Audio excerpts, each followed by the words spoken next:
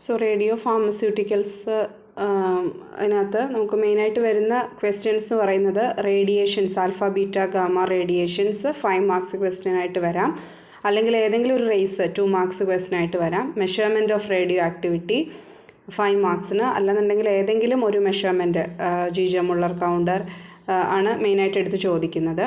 പിന്നെ ചോദിക്കുന്നത് അതിൻ്റെ നമ്മളത് ഹാൻഡിൽ ചെയ്യുമ്പോൾ എന്തൊക്കെ പ്രിക്കോഷൻസ് ആണ് എടുക്കേണ്ടത്. അത് 5 മാർക്സിനോ 10 മാർക്സിനോ ചോദിക്കാവുന്ന ക്വസ്റ്റ്യനാണ്. പിന്നെ ആപ്ലിക്കേഷൻസ് 10 മാർക്സ് ക്വസ്റ്റ്യനാണ്. അപ്പോൾ ഇത്രയുമാണ് ഈ ഒരു പോർഷന് നമുക്ക് പഠിക്കാനുള്ളത്. അപ്പോൾ അതിനകത്ത് ഫസ്റ്റ് എന്താണ് റേഡിയോ ഫാർമസ്യൂട്ടിക്കൽസ് എന്നുള്ളത്. റേഡിയോ ഫാർമസ്യൂട്ടിക്കൽസ് അല്ലെങ്കിൽ റേഡിയോ ആക്റ്റീവ് സബ്സ്റ്റൻസ് എന്ന് പറഞ്ഞിട്ടുണ്ടെങ്കിൽ റേഡിയേഷൻ എമിറ്റ് ചെയ്യാനായിട്ട് കേപ്പബിൾ ആയിട്ടുള്ള സബ്സ്റ്റൻസ്, അല്ലെങ്കിൽ റേഡിയോ ആക്റ്റീവ് സബ്സ്റ്റൻസിന് എന്തിനുള്ള എബിലിറ്റി ഉണ്ട്? റേഡിയേഷൻ എമിറ്റ് ചെയ്യാനുള്ള എബിലിറ്റി ഉണ്ട്. അപ്പോൾ അങ്ങനെയുള്ള സബ്സ്റ്റൻസാണ് റേഡിയോ ആക്റ്റീവ് സബ്സ്റ്റൻസ് എന്ന് പറയുന്നത്. റേഡിയോ ആക്റ്റീവ് സബ്സ്റ്റൻസിൻ്റെ വേറൊരു പ്രത്യേകത, ഇത് അൺസ്റ്റേബിൾ ആയിരിക്കും. അൺസ്റ്റേബിൾ ആകുക എന്ന് പറഞ്ഞിട്ടുണ്ടെങ്കിൽ ഡീഗ്രഡേഷൻ നടന്നിട്ട് വേറെ അത് റേഡിയോ ആക്റ്റീവ് കോമ്പൗണ്ടായിട്ട് അത് മാറാനുള്ള ചാൻസ് ഉണ്ട്. ഓക്കെ, അപ്പോൾ റേഡിയോ ഫാർമസ്യൂട്ടിക്കൽസ് അല്ലെങ്കിൽ റേഡിയോ ആക്റ്റീവ് സബ്സ്റ്റൻസ് എന്ന് പറഞ്ഞാൽ substance have ability to emitting rays or particles. പിന്നെ അത് റേഡിയോ ആക്റ്റീവ് എലമെൻറ്റ്സ് അൺസ്റ്റേബിൾ ആണ്. അപ്പോൾ അത്രയുമാണ് നമ്മളതിനെ എന്താ പറയുക, എൻ്റെ ഒരു ഇൻട്രൊഡക്ഷൻ പാർട്ട്. എന്താണ് റേഡിയോ ഫാർമസ്യൂട്ടിക്കൽസ് എന്ന് ചോദിച്ചാൽ നമ്മൾ അത്രയാണ് പറയുന്നത്. They are unstable. അതുകൊണ്ട് തന്നെ എന്താണ്, ഡീഗ്രഡേഷൻ ഡീകമ്പോസിഷൻ നടക്കാനുള്ള ചാൻസ് കൂടുതലാണ്. ഈ ഡീകമ്പോസിഷൻ അല്ലെങ്കിൽ ഡീഗ്രഡേഷൻ നടക്കുമ്പോൾ അതോടൊപ്പം തന്നെ റേസും ഏതാണോ അതിൽ എമിറ്റ് ചെയ്യുന്ന ആ റേഡിയേഷൻസ് അല്ലെങ്കിൽ ആ റേസും കൂടെ എമിറ്റ് ചെയ്തിട്ടാണ് ഡീഗ്രേഡ് ചെയ്യുന്നത്. ഓക്കെ, അപ്പോൾ അതാണ് റേഡിയോ ഫാർമസ്യൂട്ടിക്കൽസ് എന്ന് പറയുന്നത്, അല്ലെങ്കിൽ റേഡിയോ ആക്റ്റീവ് സബ്സ്റ്റൻസ് എന്ന് പറയുന്നത്. അപ്പോൾ പിന്നെ അതിനകത്തുള്ളത് എന്തൊക്കെ റേഡിയേഷനാണ് ഉള്ളത്, അല്ലെങ്കിൽ എന്തൊക്കെ റേസ് ആണ് ഉള്ളത്. 3 റേസ് ആണുള്ളത്. ഒന്ന് alpha beta gamma rays. 3 rays ആണുള്ളത്, ആൽഫ ബീറ്റ ഗാമ റേസ്. അതിൽ ആൽഫ റേസ് എന്ന് പറയുമ്പോൾ അപ്പോൾ 3ൻ്റെയും പ്രോപ്പർട്ടീസ് നമ്മൾ പഠിക്കണം. എന്താണ് ആൽഫ, എന്താണ് ബീറ്റ, എന്താണ് ഗാമ. അപ്പോൾ നമ്മളത് കണക്ട് ചെയ്ത് പഠിക്കുകയാണെങ്കിൽ ആൽഫ റേസ് അതിന് പെനിട്രേഷൻ പവർ കുറവാണ്. പെനിട്രേഷൻ പവർ കുറവുള്ളതാണ് ആൽഫ റേസ്.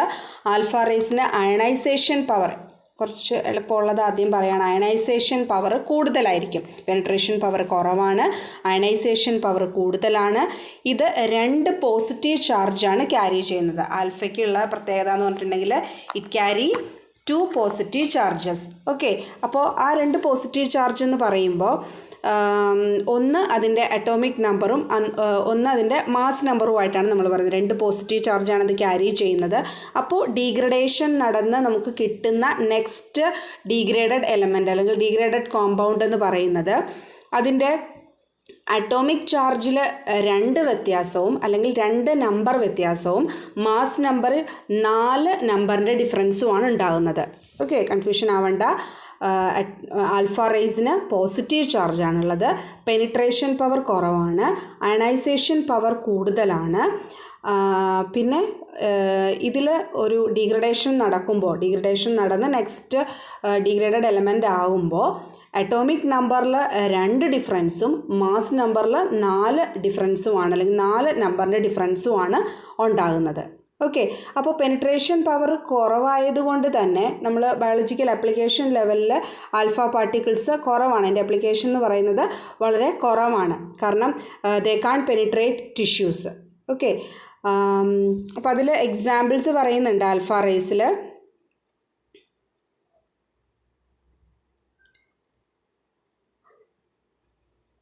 ആൽഫ റേസിലെ എക്സാമ്പിൾ ഞാൻ നേരത്തെ പറഞ്ഞതുപോലെ ഫോർ എക്സാമ്പിൾ റേഡിയം അതിൻ്റെ അറ്റോമിക് നമ്പർ എന്ന് പറയുന്നത് 88ഉം മാസ് നമ്പർ 226ഉമാണ്.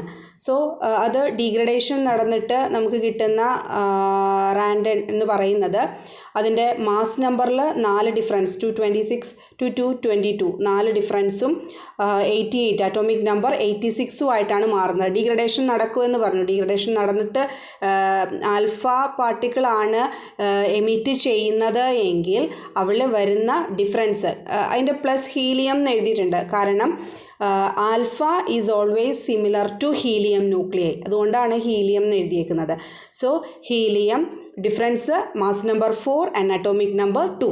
അപ്പോൾ ആൽഫ പാർട്ടിക്കിൾ എഴുതുമ്പോൾ ഓർത്തിരിക്കേണ്ട കാര്യങ്ങൾ: ഒന്ന്, പെനിട്രേഷൻ പവർ കുറവാണ്, അയണൈസേഷൻ പവർ കൂടുതലാണ്, ചാർജ് പോസിറ്റീവാണ്, ഡിഗ്രഡേഷൻ നടന്ന് കിട്ടുന്ന കോമ്പൗണ്ടിൽ റേഡിയോ ആക്റ്റീവ് എലമെൻറ്റിൽ അതിൻ്റെ റേഡിയേഷൻ കഴിയുമ്പോൾ അതിൽ മാസ് നമ്പർ 4 ഡിഫറൻസും അറ്റോമിക് നമ്പർ 2 ഡിഫറൻസുമാണ്.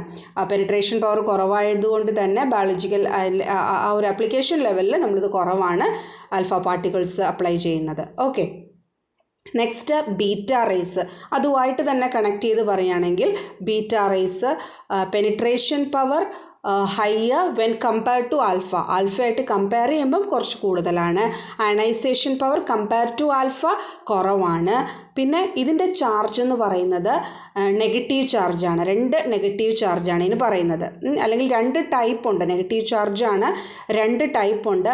ഒന്ന് പോസിറ്റീവ് ചാർജ്ഡ് പാർട്ടിക്കിൾസും നെഗറ്റീവ് ചാർജ്ഡ് പാർട്ടിക്കിൾസും. പോസിറ്റീവ് ചാർജ് ആണെങ്കിൽ നമ്മളതിനെ പോസിട്രോൺ എന്ന് പറയും, നെഗറ്റീവ് ആണെന്നുണ്ടെങ്കിൽ നെഗട്രോൺ എന്ന് പറയും. ഓക്കെ, ഇതിൽ ഡീഗ്രഡേഷൻ നടന്ന് അല്ലെങ്കിൽ beta elimination beta rays emit ചെയ്യുമ്പോൾ അവിടെ ഉണ്ടാകുന്ന ഡിഫറൻസ് എന്ന് പറയുന്നത് അറ്റോമിക് നമ്പർ നെക്സ്റ്റ് ലെവൽ, അതായത് അറ്റോമിക് നമ്പർ ഫോർ എക്സാമ്പിൾ 6 ആണെങ്കിൽ നെക്സ്റ്റ് ഹയർ നമ്പറിലേക്ക് അത് മാറും.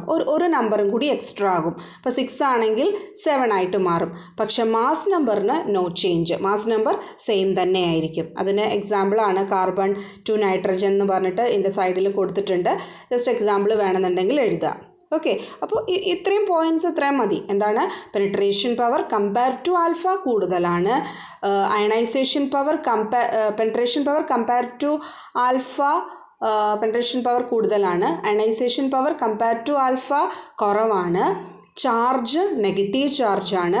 ആ നെഗറ്റീവ് ചാർജ് നമ്മൾ 2 രീതിയിൽ പറയും, പോസിട്രോൺ ആൻഡ് നെഗട്രോൺ എന്ന് പറയും. അതിൽ പോസിട്രോൺ നെഗട്രോണിൻ്റെ വീണ്ടും ഒരു എക്സ്പ്ലനേഷൻ ഉണ്ട്, നിങ്ങൾക്കതിൻ്റെ ആവശ്യമില്ല. ഇപ്പോൾ നെഗട്രോണിൻ്റെ കേസിലാണ് പറഞ്ഞിരിക്കുന്നത്. ഇപ്പോൾ ഒരു ന്യൂട്രോൺ ടു പ്രോട്ടോൺ ആകുമ്പോൾ same atomic number next higher നമ്പറിലേക്ക് മാറും. മാസ് നമ്പറിന് ചേഞ്ച് ഒന്നും വരുന്നില്ല. ഓക്കെ, പിന്നെ ചാർജിൻ്റെ കേസ് പറഞ്ഞു, അയണൈസേഷൻ പറഞ്ഞു, പിന്നെ എന്താണ് ചാർജിൽ വരുന്ന ഡിഫറൻസ് ഇങ്ങനെയാണ്. ഓക്കെ, അപ്പോൾ ഇതാണ് ബീറ്റ റേസ് എന്ന് പറയുന്നത്. Okay, then gamma rays. Gamma റേസിന് more penetrating power than alpha and beta. Okay, ആൽഫേനേക്കാളിലും ബീറ്റേനേക്കാളിലും മോർ പെനിട്രേറ്റിംഗ് പവറാണ് ഗാമ റേസിന് പറയുന്നത്. ലെസ് അയണൈസേഷൻ പവറാണ്. പിന്നെ നമ്മൾ ഗാമയുടെ കേസിൽ പറയുന്നത് അത് നമ്മുടെ എക്സ്റേസുമായിട്ട് സിമിലറാണ്, അല്ലെങ്കിൽ എക്സ്റേസിൻ്റെ അതുമായിട്ടൊരു സെയിം ക്യാരക്ടറിസ്റ്റിക്സ് ആണ് ഇത് കാണിക്കുന്നത്. They having the same characteristic as that of very short electromagnetic wave called X-rays. Okay, എക്സ്റേസുമായിട്ടാണ് നമ്മളിത് പറയുന്നത്. ഇതിന് no mass and no charge. Okay, പിന്നെ നമ്മുടെ ഇതെന്ന് പറയുന്നത് സ്പീഡ് ഓഫ് ലൈറ്റുമായിട്ടാണ് നമ്മൾ പറയുന്നത്. ഓക്കെ, അപ്പോൾ ഇതാണ് 3 റേഡിയേഷൻസ് പറയുന്നത്: alpha, beta, gamma. First main ഒരു പോർഷനാണ് ഇതിനകത്ത്. എന്താണ് റേഡിയോ ഫാർമസ്യൂട്ടിക്കൽസ് എന്ന് ചോദിച്ചാൽ, റേഡിയോ ഫാർമസ്യൂട്ടിക്കൽസ് എന്തിനുള്ള എബിലിറ്റിയുള്ള കോമ്പൗണ്ടാണ്? റേഡിയേഷൻസ് എമിറ്റ് ചെയ്യാനായിട്ട് കേപ്പബിൾ ആയിട്ടുള്ള കോമ്പൗണ്ട്സാണ് റേഡിയോ ഫാർമസ്യൂട്ടിക്കൽസ് എന്ന് പറയുന്നത്. അൺസ്റ്റേബിളാണ്, ഡീഗ്രഡേഷൻ നടക്കും, ഡീഗ്രഡേഷനൊപ്പം തന്നെ വിത്ത് എമിഷൻ ഓഫ് റേസ്. അപ്പോൾ ആ എമിറ്റ് ചെയ്യുന്ന റേസാണ് ആൽഫ, ബീറ്റ, ഗാമ എന്ന് പറയുന്നത്. ആൽഫ, ബീറ്റ, ഗാമ കമ്പയർ ചെയ്യുകയാണെങ്കിൽ alpha less penetrating power, high ionisation power, positive ചാർജാണ്. അല്ല, നമ്പറിലുണ്ടാകുന്ന വ്യത്യാസം mass number 4 and atomic number 2. Beta ആണെങ്കിൽ less high penetration than when compared to alpha, less ionization power, charge negative ആണ്. അത് 2 type ഉണ്ട്, positron and നെഗട്രോൺ.